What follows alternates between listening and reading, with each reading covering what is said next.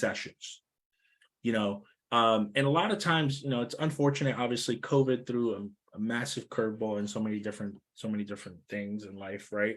But a lot of what I'm seeing is a lot of houses on sales are being sold by the estates. So the estate of John Doe, the estate of Mary Smith, right? So a majority of the time, these people are generally the kids, right? And stuff like that. And the reason why I share this is, do you think they truly want to fix anything? No. They just want to sell the house, get as much money as they can, and then they'll never talk to their siblings again. Just being completely honest, right?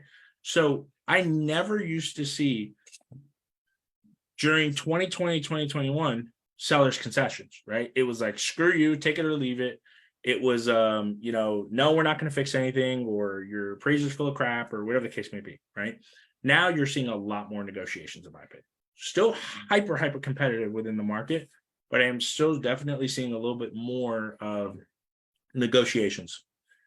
I'm also seeing a lot of price cuts too, right, Jazz? So we're seeing a lot of price cuts, like a lot of price cuts. Where and I think it was just truly sellers were just, expectations were too high. I'll play nice, right? Expectations were just a little too high and stuff like that. So here's actually a live example that I did in March of 2023. I kept a lot of some of the confidential stuff out, but you'll see in 2023 in March, a 6.625% interest rate for the client. We did a 2-1 buy down. So a 2-1 buy down means the first year, the interest rate is better by 2%, like better by 2. The second year, the interest rate is better by 1%. And then the third year to maturity, it would essentially go to the standard 6.625, right? Now, what happened in this case, house slightly overappraised. So we changed the purchase price. Everybody agreed to it. We did the 13K seller's concession. The buyers are saving the first 12 months, every single month, $598 a month. And then this was about a $515, I believe, purchase price. The buyers in the second year months are saving $306 a month. So how the calculation works, right? We were talking about it, Jazz, is basically you would do principal and interest only. $3,036 would be the matured rate, the full note. You subtract it by what it would be at a 4.625 rate, right? Because it's better by 2. You're at 24, which is 59.8. You multiply that by 12, you get 7,100. Then you do the same thing. What's the rate at 5.625 principal and interest payment? You subtract it by, or 3,000 minus that, which is 2,730. You get 306. You multiply it by 12, you get 10,800. So $10,859 is the cost of the buy down. This has to come from the seller, right? And you're getting it through a seller's concession. Now we asked for 13. We're only using 10.8. So what happens to the rest?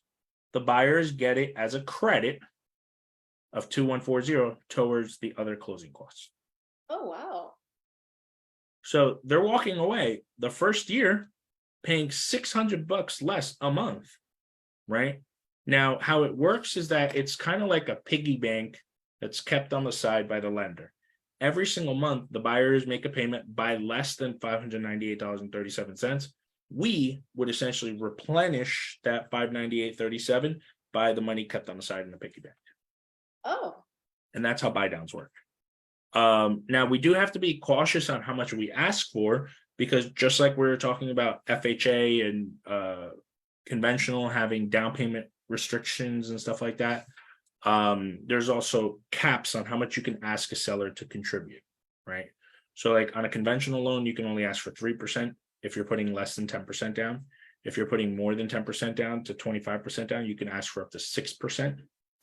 And then FHA, no matter the down payment restrictions, you could put 6%. You could ask for 6% concession. So it's important, because these usually like North Jersey, Middlesex County are good, but I do a lot in like South Jersey and PA. And I tell people, they're putting in an offer and it's like conventional 5% down, but they're asking for a $10,000 seller's concession. And I'm like, you can't. You can only ask for 6. They're like, oh, you don't know what you're talking about. My lender told me this and that. And then I'm like, no, dude, it's 3% is the seller's cap. That is a Fannie Mae guideline. I don't make the rules. I simply teach them, licensed to teach them, and own a school to teach them. And that's exactly what we do, right? So it's 3% down, and then so on and so forth, right? Just cut the difference by 4 by the sale price, but I need a 6K concession. That's the most that we can ask for if it's a $200,000 purchase price. Now, who negotiates this part of the seller concession?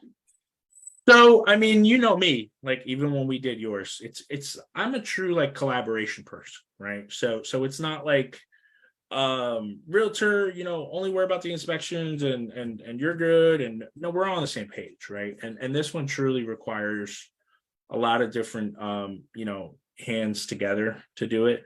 But it's usually something you're going to the attorney. I said, I need a concession for 13K.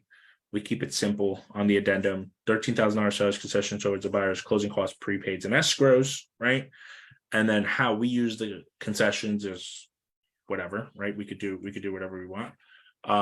Now, normally what we require, and I don't know if other companies do, but I can only speak for me, is we usually have the seller, before we close, sign a buy down agreement. Why? I don't know. That's an investor requirement. But we have the seller that just acknowledges that he knows X amount went towards the buy down. And I know it's required because I had a situation. I wasn't the loan officers, but one of my past loan officers, the seller was being a real stickler about it, and didn't want it because he didn't think it was fair that the client got a lower interest rate by 2, which fuck do you care? But neither here or there. But yeah, so really, really cool stuff, I think. And it goes back to my point earlier, right? Where these times are truly allowing us the ability to really separate ourselves from a knowledge perspective, right? Another cool part that I was like so against before, until I started doing, like, I've only done like 2, and it's actually like now 2, is ARM mortgages, adjustable rate mortgages. I was personally just never a fan. I always like to stick with what's your payment now and so on and so forth. But I started dabbling a little bit into, obviously, as fixed rate mortgages were transitioning, looking at ARM mortgages. So I have a deal currently. Fingers crossed, we're trying to get it wrapped up for next week. We just resubmitted it for clear to close. In Texas, it's a 1.675. Buyer's putting 20% down. Credit score is a little lighter on the credit score.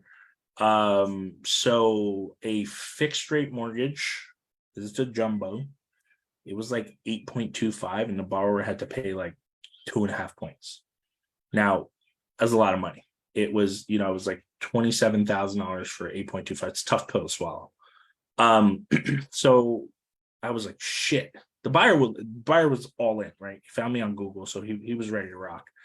And I'm like, how do I, like, this is tough. So I started playing around with it, and I'm like, do I go 15-year? You'd be surprised. Sometimes 15-year mortgages and 30-year mortgages are almost the same, because it's just the pricing is not that much difference, right? But your payment is obviously atrocious because you're trying to pay the mortgage up twice as big. So I started playing around with it and I started looking at ARM mortgages. So this particular client, we put him in a 10-1 ARM mortgage, and now his rate is a 7.875. Again, not the prettiest, but a lot better than 8.25. And he's only paying like 1.25 as opposed to like 2.5 with the other one, right? So again, showing the options. What I did, this one was a 10-1 ARM that we have. And the client, obviously, the goal is that we refi before 10 years. More than likely is going to happen, right? So that's the whole deal with the ARM mortgages, is there's an opportunity to refi within a certain window. Oh yeah. And I did the longer one, 10 year, because we have 5. We have a 5-1 ARM, 10-1 ARM. We probably have more, but 5